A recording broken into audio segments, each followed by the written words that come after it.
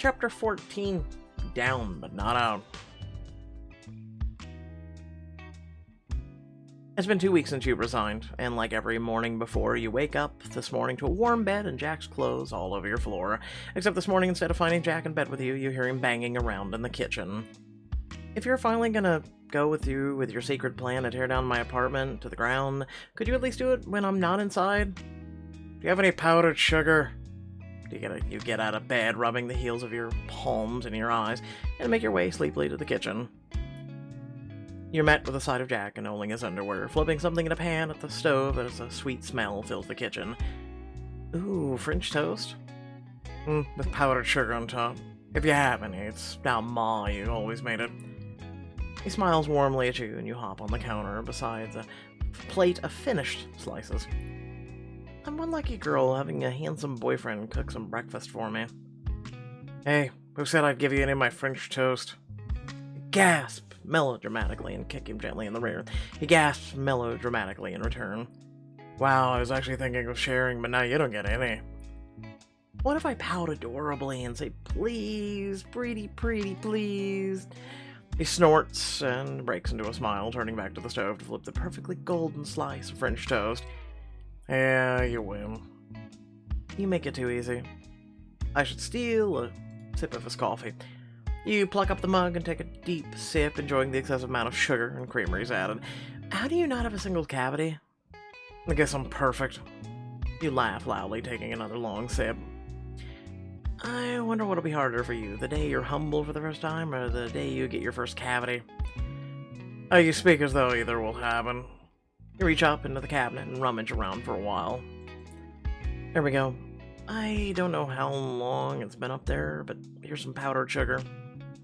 As he finishes cooking the final piece of toast, you divide the stack onto 2 plates and powder some sugar on top. For a while, the quiet sounds of the kitchen noises fill your small apartment, accentuating the past 2 weeks of bliss that sadly can't last. So Jeremy's kept his word so far. Maggie's been keeping an eye on things, and he hasn't shown the video to Veronica yet. Yeah, we've kept a suspicion off us by laying low, but we can't stay this way forever. We need to start thinking about how to get our jobs back, now that he isn't expecting anything. Got any genius plans in that pretty head of yours? We could always send Maggie to steal his phone and then strike. A guy as sneaky as Jeremy has probably thought of that already. If he hasn't made copies of the video, I'd be surprised. I legit hate him. Jack nibbles on a piece of his toast and moves over to stand between your knees, wrapping his arms around your waist. I have a plan. Let's plan what we're gonna do about Jeremy later. My goodness, what a revolutionary idea. It's almost like we haven't been doing that for 2 weeks. He leans forward and rubs his nose against yours. Oh, let's at least wait until after the thing that your dad's got planned today. The thing which neither of you will give me any details on, which is totally unfair, you know. It's a good thing, trust me. A party thing. The thing that's upbeat and happy, don't worry. The amount of detail you put into being vague is seriously impressive. He presses a quick kiss to your lips and then steps back. Hang on, I picked something up for you on those errands I did yesterday, specifically for this upbeat party thing. Wow, words. He disappears to your room and then returns with his clothes bunched over under one arm and nicely folded outfit under the other. This is going to be the start of things that are going right again. That deserves a new outfit, and you'll look great in what I got you. You take the outfit he hands you and pull on the pieces, oohing and at the silken kimono you slip over the top. Wear this fun diamond choice. Pick up your spirits with this outfit, I guess. You spin the ends of your kimono whipping against Jack as he pulls his clothes on. Is that joy I see? Sure is. I'm feeling more than up for whatever this secret thing is you and my dad have been planning. But first, my French toast. But first, your French toast with extra powdered sugar. You walk down to the bar later. When you open the door, you hear celebratory music. Isabel sits with her writing group, with Molly by her side. Luna, we're so happy you could make it. I didn't know you two would be here. Are you kidding? I grab a Cosmos every week while my bae's in a writing group. Of course we're here to celebrate with you. And those aren't the only familiar faces. And so then I told her, maybe you just need to clear out your energies. A few meditation sessions a week could do wonders. Not exactly meditation, but I tried out yoga the other week. Wow, my mind went somewhere else. Melanie and I have been going to hot yoga for a few weeks. The first class was painful, but I can almost touch my toes now. The owner's a friend from college. She secretly gives us a discount. Nearby, Greg and Tina lace their fingers together, looking fondly at each other's eyes. Their faces brighten when they see you. Our favorite bartender and matchmaker. You're just in time. Drew's about to sign the papers. Congratulations again. I'm thrilled the bar has helped Greg and I fall for each other. It's here to stay. You hear a yip. Benji wriggles out of the throng of people surrounding him and takes off towards you, his whole body wriggling with excitement. Aye, boy, what's all this? Your dad slips out from behind the bar and scoops up Benji, smiling wide. With all the new clients you helped get, business has been booming. So booming that a few people from the fundraiser bought in. Junebug, I paid off the bar. It's officially mine. And I can't forget this little guy. Probably saved the bar himself. He pulls you into a tight hug. I owe you so much, Junebug. Like, you've always been there for me, and for anyone who comes in here. I couldn't have done this without you. This is all you, Dad. Everything about this place comes from you, myself included. I guess that's a good point. But seriously, you're the heart of the Stockyard. I just serve drinks here occasionally. Serve drinks and help people find love, no big deal. Okay, you two can stop. This isn't my night. So, I'm so happy for you, Dad. You're finally catching a break. It's what you deserve. It's a weight off my shoulders, but more importantly, it's some good news during a rough time. Gotta say, I wish Veronica was here to see this. I got decent at making her favorite drink, too. I'm sorry, Dad. You glance at Jack, and he nods. You take your dad's hand and lead him to a table in the corner where you both sit down. Have you heard anything about, anything new from her? Not for the past week or so. She was asking me to figure out whether you were behind the leak or not, and I got upset she was suspecting you. I told her I put my full faith in you, and that conversation with you was something she'd have to have on her own. She didn't take that all that well. It's been radio silence since. Oh, Dad. She shouldn't take her issues with me out on you. That's really not fair. It puts you in a tough position. It isn't a tough position at all, Junebug. I'm not gonna meddle in your business and your decisions, and that's just what I told her. Whatever's going on, I trust you and Jack to figure out the right thing to do. Thanks, Dad. We haven't given up. It's just hard when Veronica doesn't trust us. In that case, what's next for you, Junebug? I wanna enjoy this moment. Seriously, I swear my life lately has been all anxiety and competition and unknown. For once, I just want to sit here with my dad and celebrate all the good things. I always did tell you, if you don't stop to smell the roses, planting them will never pay off. I just wish Veronica could be here for you today. I wish you could see things that are going well for you. Yeah, I won't pretend I haven't daydreamed, but I don't want to dwell on that. I'm happier than I've been in weeks. I miss her. Sure, there's nothing going to take this win away from us, though. I got the Stockyard and I got you, and that's what's important. You see a hint of hidden sadness in his expression, though, and you know he feels Veronica's absence. You've got more than just me, Dad. Did someone order a touching moment? Oh no. Jack comes over with a stack of legal documents. Everyone crowds around as he sets them in front of your dad. Ooh, is it signing time? Oh my gosh, yes, the Stockyard's finally about to be officially yours, Drew.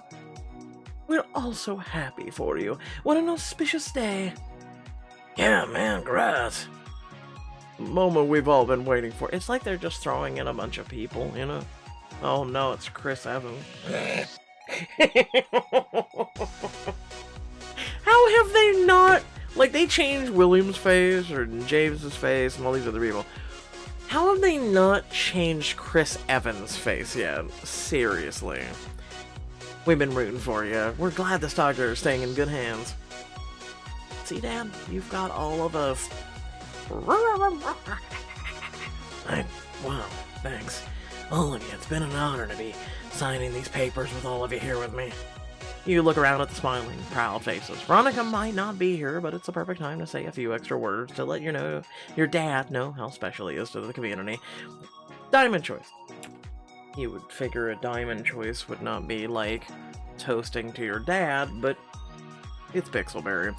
My dad built this place up from practically nothing and made it into a home base for all of us. Where most business owners wouldn't give up, he fought tooth and nail to keep the doors open. And that's because he knows what the Stockyard means.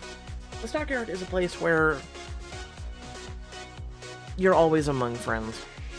We get an eclectic mix of people in here. There's always a conversation to jump into or a table you're welcome at. The writing group's got new members. It's true. I always wanted to give writing a shot. Now I met the group. I meet with the group every week.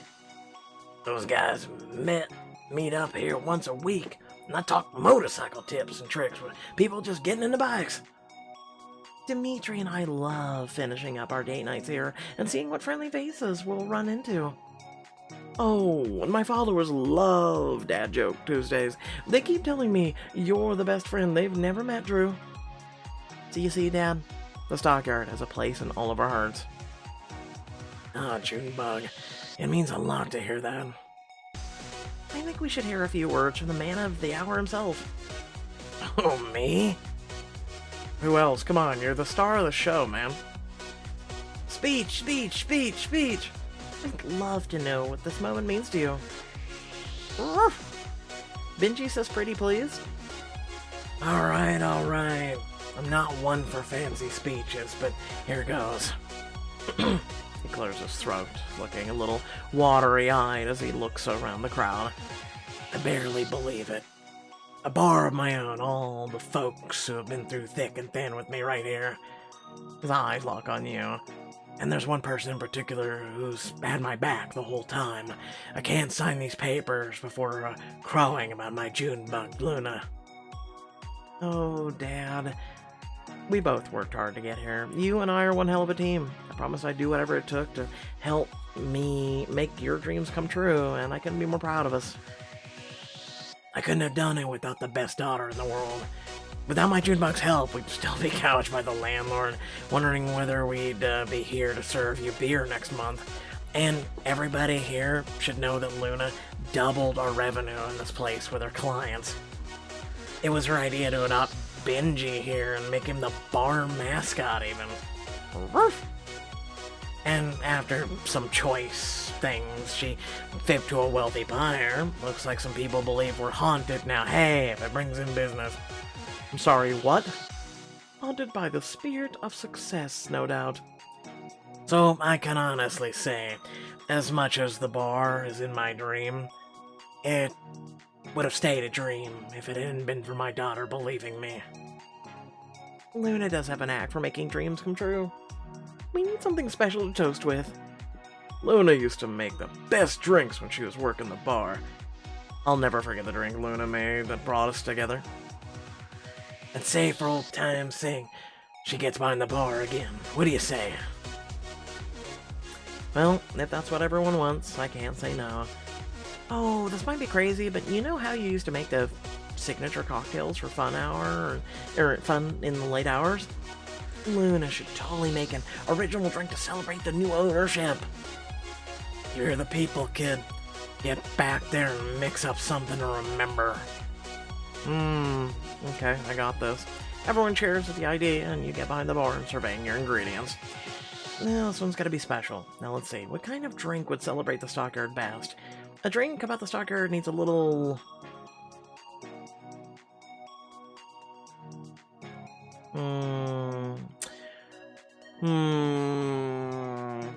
I'll go with excitement.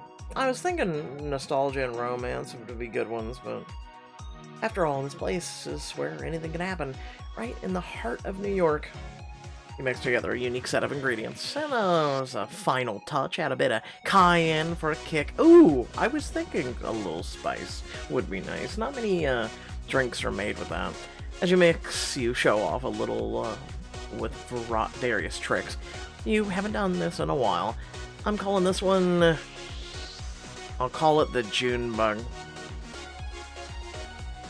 Yeah, why not? Sure. You pour a round of the June bug to all the guests. Toast, toast, toast. To the Stockyard. To the love we found here. To Drew and Luna. To hard work and love paying off when you least expect it. To chasing your own happiness. To new friends. To positive energies. To the perfect date spot. Do you realize how hard this is, just doing voice after voice after voice? Send help. Nobody drink yet. Something wrong. We have to get a selfie with all these gorgeous drinks. I'm not exactly great with pictures. Say cheese! Woof! You scoop up Benji into the frame, his tail wags wildly. Molly's phone camera flashes, and you all cheer, clinking your glasses together. Oh my god, this is the best cocktail I've ever had! I personally think we should all stop talking so Dad can finally sign the damn deed for this place. Can't argue with that. You and the various guests and regulars crowd around your dad, who stands before a stack of legal documents with a pen in hand. You all lean in as your dad draws the papers close, uncaps the pen, and then signs his name. It's official. The Stockyard is ours. Let's get this party started. I was wondering where the dancing was. The music gets louder, everyone cheers, and as they migrate to the center of the bar, a familiar face steps forward. Looks like I was right on time. Maggie, you made it. Ran right over from work after making a quick stop at a party supply shop. She takes a party popper out of her bag and pulls the string. Confetti and glitter pop out and rain down on your dad. It wouldn't be a party without you, Max. Isabella calls out from the dance floor as Molly turns up the music even louder. Come on, you guys, get on the corner so Drew can enjoy his party. Sure, but I'll warn you, the best dance move I know is the sprinkler. Oh, no. Your dad demonstrates to the laughter of the guests as you join in on the impromptu dance floor. Maggie leans in to murmur in your ear. I have news for when the party's over. After the celebration has died down, you bring Jack, Maggie, and your dad up to your apartment. Maggie, you said you have news? Maggie flops down on your couch and sighs heavily. Veronica's in a slum. I overheard some stuff, and she's hit rock bottom. She's doubting her worth to the company. But she is the company, and thus the company's really in a slum. She's scheduled a gala for this weekend. It's where she's going to announce her retirement after publicly handing Tuzco to Jeremy. Oh, I will burn the gala down. To Jeremy. Yeah, no, we're crashing this. We can't let Veronica make literally the worst decision of her entire professional career. Who's with me? I am, but if there's anyone who can talk about some sense into her, it's you and Jack. I'm coming too. I'll even dress up and everything. So, small issue. We're not invited to the gala, and with Veronica suspecting me and Luna, there's no way we can just waltz in. Well... I'll just have to put all my spy skills to the test. This job has been shockingly good at teaching me how to be a spy. It basically was her whole job. Spies, but benevolent. It also means Veronica is wise to tricks. Your dad stares down on his phone. You see his text history with Veronica.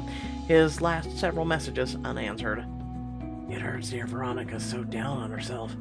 She loves this company. For her to think she is invaluable to it. That's it.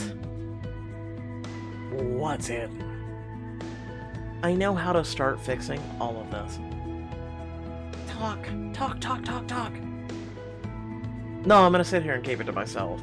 Jack's right. We can't just waltz into the gala. But, even if we could, Veronica wouldn't want to hear from us.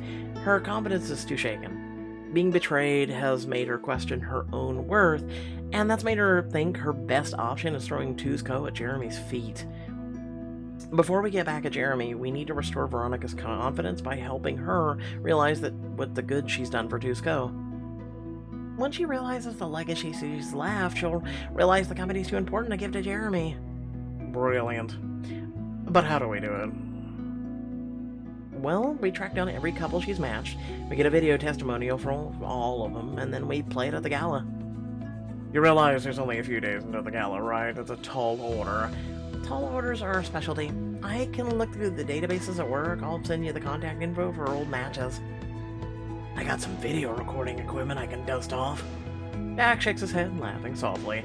You guys make a real good case for this teamwork thing, you know? Alright, I'm in. Maggie, you get us those contacts. Drew, you get us the equipment. And then Luna and I will film those testimonials. Why don't you just use a phone? Everyone else seems to. The next day, you've been driving around all day with Jack in your dad's van, filming testimonials. At a red light, you hang up the phone. We have 2 more couples who have agreed to meet tonight. I've programmed their addresses into the GPS. Jack looks at the first address and then waggles his eyebrow at you. Oh, an evening trip to the Hamptons. One could see this as a date, you know, very romantic. A date.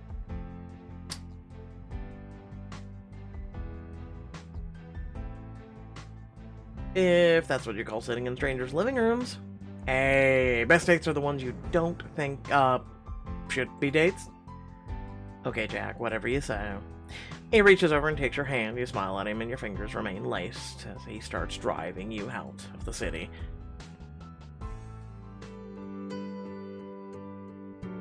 Hours later, you arrive at your next destination. The couple is already outside waving a greeting. You park and climb out. Anton, Beth, thank you so very much for agreeing to this at the last minute. For a cause like this, anytime. It's nice to have an excuse to bring out the nice china. New company is always welcome. Please come inside. You know, it's been so long since we've heard from Tuzco, I thought you were forgetting all about us. Hard to believe it's been 25 years to the day, actually. This is your anniversary? Congrats. Oh, I thought that's why you called. Well, we've actually been calling everyone who was ever matched by Veronica. We're putting together a surprise video for her. Well, we couldn't miss out on that. We're the first couple she ever matched, you know. The first couple she ever matched? It's amazing you're still together. They both squeeze each other's hands, smiling fondly. I like to think she had something to prove when it came to us. She certainly proved it. We owe her everything. What you're saying is exactly what we're looking for. We want her to remember all the lives she's touched and how much good she's done. Motion for Jack to set up the camera. After a moment, he gives you a thumbs up. How do you want us to do this? Should we talk about a memory involving her, or should we be more vague? The questions you ask these next two couples will affect the final video you showed of Veronica. Could you tell me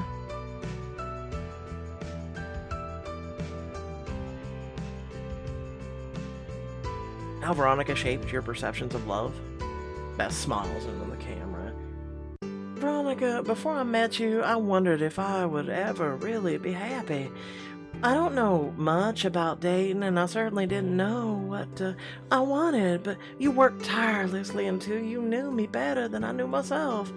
I was so afraid of making myself vulnerable to someone, but you helped me see that the right person would love my vulnerabilities. And I was a fool. Oh, I thought chasing girls all night and day was the same thing as love. You convinced me that there was more to a relationship than the spark. You taught me to keep a fire going. We just got to witness the birth of our first grandchild. That never would have happened without you bringing us together. Every day I wake up to the face of the woman I love. That's because you cared about not only finding us matches, but helping us find ourselves. Anton and Beth's eyes glisten as they look at each other. I love you. I love you too. That's sweet. They exchange a sweet kiss, you dab at your eyes.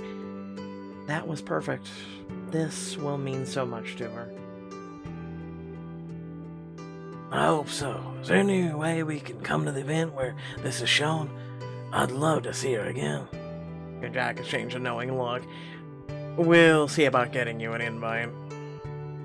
You say goodbye to Anton and Beth and head out towards your next couple. You arrive at your destination, just outside the city proper. Well, this is definitely a change. Are you sure this is the right place? The door to a nearby trailer opens and two people step out waving happily at you. Wait a second. They were the last couple Veronica match, right? Before the competition started. He was a rising star in tech. What the hell happened? Have a little patience and I'm sure you'll find out. You get out and return the wave. Kelvin, Annie, hi. Thanks so much for this. It's the least we can do. I'm sorry to make you guys come all the way out here. If we had more time, we could have come to you. Please, come inside. Sorry for the mess. We're still in the fixing up process. If you don't mind me asking, how did this happen? Last time I saw you, you had a penthouse. Gave it up. I've been slaving away in my company because I thought it made me happy. Turns out it was just the only thing I had in my life. That changed when Veronica introduced me to Annie. Annie wraps her arms around Calvin and smiles. We realized we felt trapped for the expectations we set for ourselves. Everyone saw Calvin as someone who only cared about the product and profits. Everyone saw me as someone who was just into him for the money. I never believed that for a second. Annie was the one that suggested we do this, living simply, divorcing from the work and the high life. I sold my shares, bought a tech repair store. Annie deals with the business side. We've never been happier. Jack has subtly set up a camera and is filming what they say. You and the couple take a seat on the couch. I'd like to know...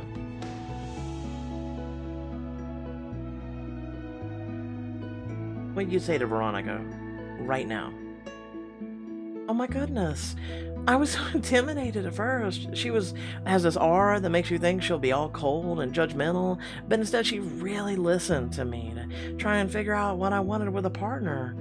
She was so thoughtful and invested in my happiness. She looks at Calvin, who nods.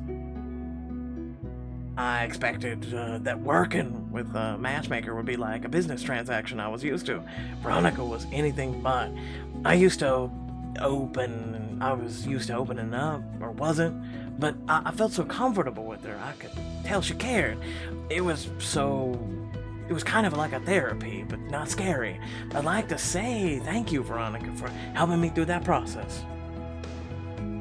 You helped me brave enough to completely change the course of our lives. You helped us find each other. We're so excited to be experiencing this brand new start with each other. We have a future we're looking forward to.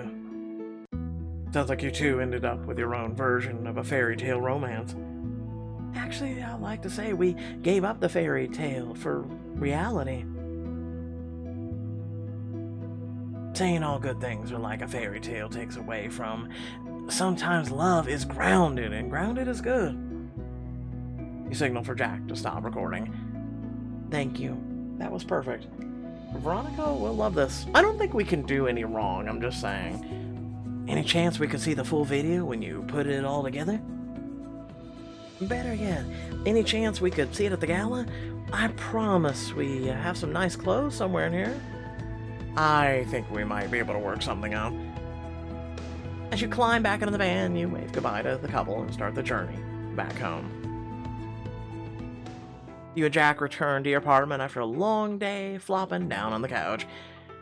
Oh, not to ruin a nice day of hard work, but you're gonna ruin a nice day of hard work.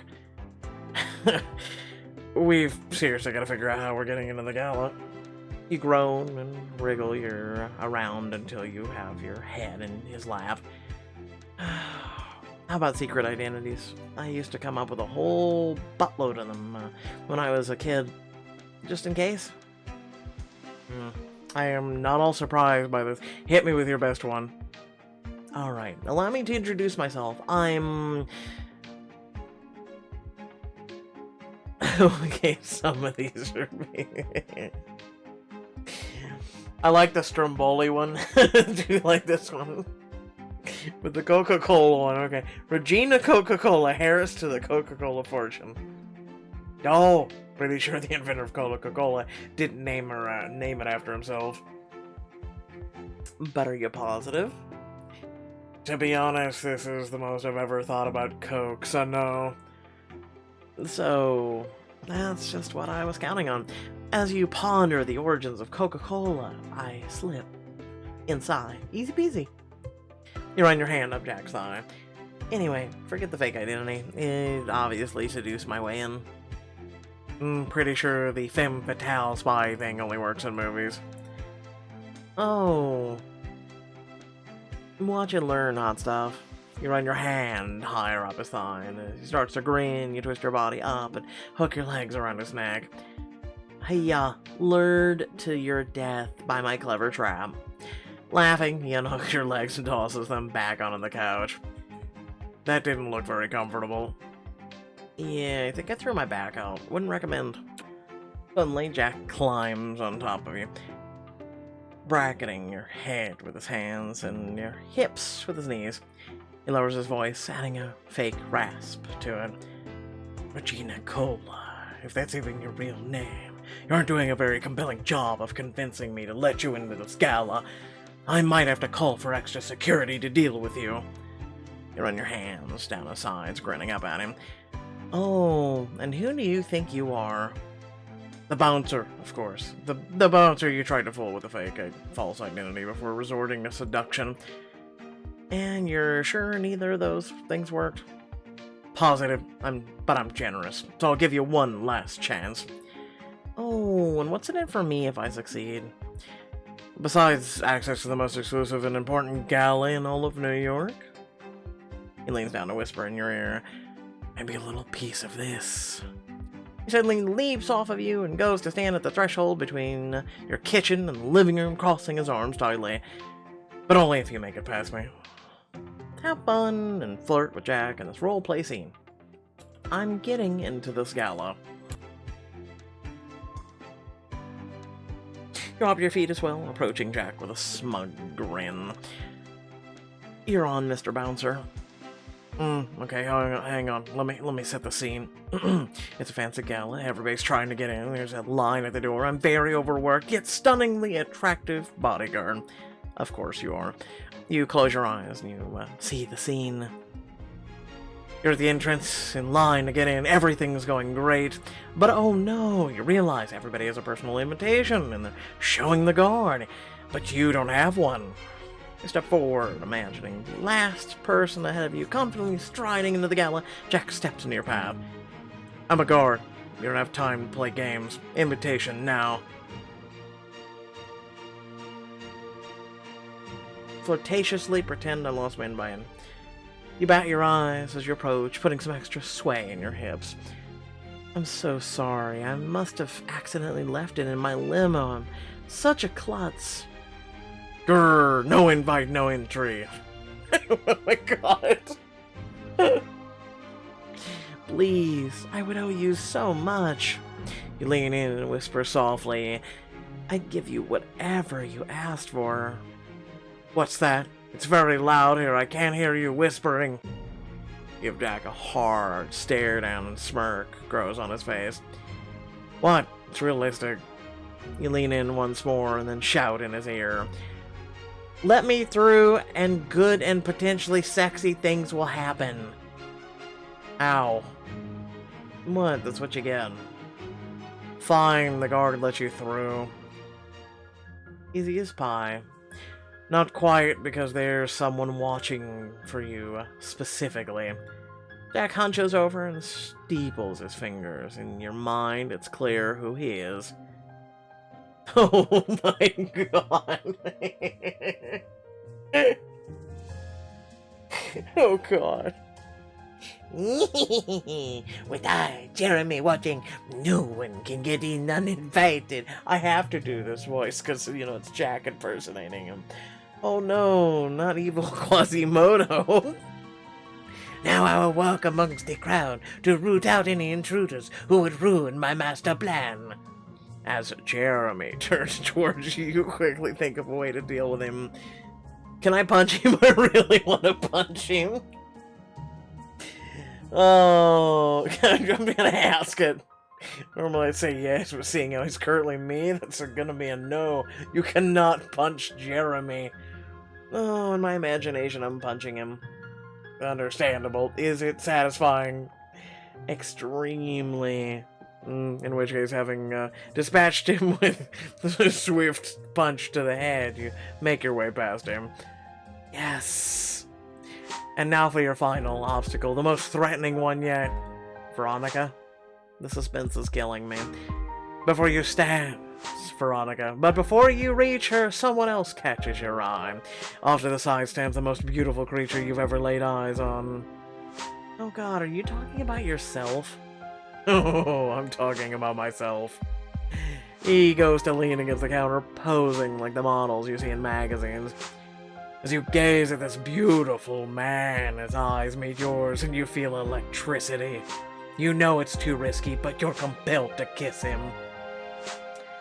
In that case, I'll show him what he wants.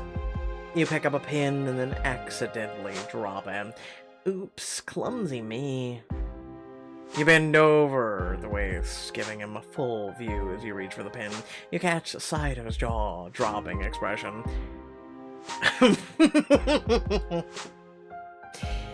Come get me, love. You run your hand up your leg, and as you stand and suddenly feel Jack's hands on your hips. He steps close, pulling you against his body as his hands run up your sides and then onto your chest. Gotcha. He squeezes a gasp from you, then turns you around and captures the gasp with his mouth hot on your own. Your tongue runs along Jack's teeth and you gently bite his lip as his hands explore you. You loop your arms around his neck, holding him tight. I don't think this part will happen at the gala. You never know. It's good to practice all possibilities. Speaking of possibilities. His voice softens, bringing you out of the role play. You know getting in the gala is going to be way harder than all this joking around, right? You cup his cheek, brushing a soft kiss over the tip of his nose. Of course it will be. I'm trying not to worry about it. Feels very good thing to worry about, though. Why aren't you... Because failing isn't an option. We can't afford to lose this, so worrying about it does nothing. We have to win, there's no other option. And so we'll win. We'll get in, reveal the truth of Veronica, and out Jeremy's schemes and fix it all. There you go, thinking positively on me. One of us has to. Suddenly, Jack loops his arms around your waist and picks you up, spinning you around. How about we practice the moment after the gala, where we celebrate our win by having crazy, I think that's doable. Grab your legs around his waist as he carries you to the bedroom. Later, after a bit more practicing, you and Jack lie in bed when both of your phones ding. You reach for your phones and read the message and then look at each other. Mine's from Jeremy. Yeah, same here. I know little Maggie must have informed you of the gala being held the day after tomorrow. I hope you aren't planning to do something unfortunate. I still have the video in my possession, and I don't know if Veronica could handle seeing yet more proof of your betrayal. You ever just want to punch Jeremy repeatedly? I know I do. He sends his final warning. Are you ready to do what it takes to win back everything? Find out in the finale. Which the finale will be in the next day or two, by the way. I've uploaded like 3+ chapters today, and it's late in the evening, and I got stuff to do. So, without further ado, thank you all for watching. Of much love and appreciation. Please remember to like and share the video, subscribe to become a part of the community, and yeah, Be great to have you here. There's links down below to support the channel and, come hang out with us and whatnot. And, yeah, that's about it. Thanks again for watching. Catch y'all later. Peace out.